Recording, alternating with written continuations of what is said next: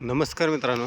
तर आज आपण आहे परत आपल्या शेवग्याच्या प्लॉटमध्ये आणि आता सध्या छाटणीचा सीझन चालू आहे. त्याच्यामुळं काय झाले ज्यांची कोणाची छाटणी झाली आहे आणि ज्यांची कोणाची राहिली आहे तर त्यांच्यासाठी एक महत्त्वाचा विषय आहे.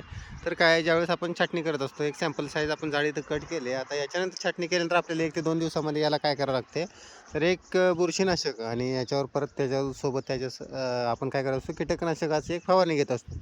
परंतु एक नैसर्गिक किंवा ऑर्गॅनिक जे आपण म्हणत असतो याच्यासोबत जर घ्यायला गेलं तर आपल्याकडे जर जनावरे भरपूर असतील तर त्यांचं जे शेण असतं, शेणापासून आपण लहानपणी शिकलं असेल की लहान काड्या कुठून तर रोप आणायचं आणि त्याच्या वरच्या साईडला आपण काय करत होतो, तर शेणाचा गोळा करून असं इथे लावत होतो. तर तशा पद्धतीने जर आपल्याकडे अवेलेबल असेल शेणाचं, जर तसं नाही जमत असेल तर सरळ शेणाची राड करायची आणि एक जगामध्ये घेऊन जर वरच्या साईडनं असं ओतलं, इथं इथं ओतलं, इथं ओतलं आणि हे जे म्हणजे जेवढे स्टंप कट केलेत ह्याच्यावर जरी ओतलं तर ते आपल्याला अतिशय उत्तम त्याचा रिझल्ट येतो आहे.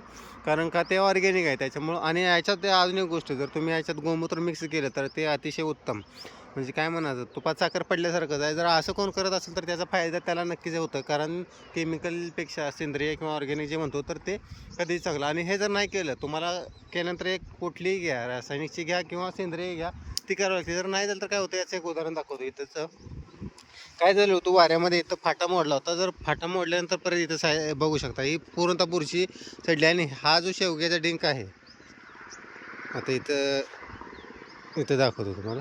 अशा पद्धतीचा जो डिंक आहे, तर तो डिंक इथे यायला झाले. त्याच्यामुळे काय होतं, हे पूर्णतः सडते आणि ह्याच्या सडल्यामुळे परत काय होतं, अजून ते कमजोर होते आणि कमकुवत झाल्यामुळे परत ते मोडते. त्याच्यामुळे कुठली आपली छाटणी झाल्यानंतर आपण काय करायचं आहे, जी कीटकनाशक आणि बुरशीनाशकाची फवारणी आहे तर ती करून घ्यायची आहे. ही माहिती कशी वाटली नक्कीच कमेंटमध्ये सांगा आणि जे कोणी आपले शेतकरी मित्र आहेत तर त्यांच्यापर्यंत ही माहिती पोहोचवा.